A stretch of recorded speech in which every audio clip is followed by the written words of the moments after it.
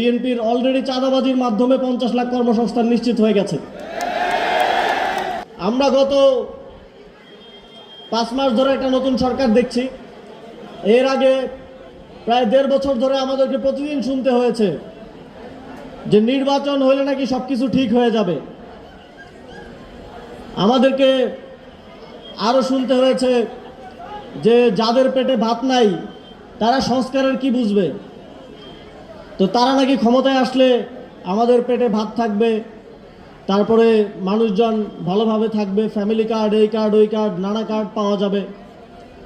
তো তারা ক্ষমতায় আসলো, আজকে 5 মাস শেষ, 6 মাস হতে চললো।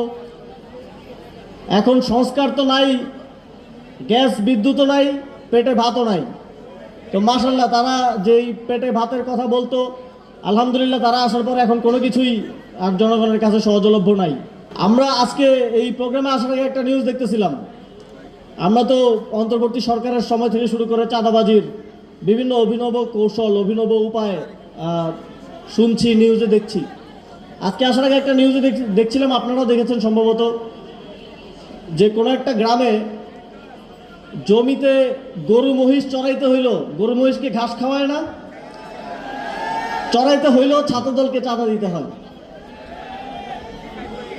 জনাব মির্জা ফখরুল ইসলাম আলমগীর, তিনি সম্ভবত রাষ্ট্রপতি হবেন, তিনি নির্বাচনের আগে বলেছিলেন যে তারা ক্ষমতায় আসলে বছরে 1 কোটি কর্মসংস্থান তৈরি করা হবে।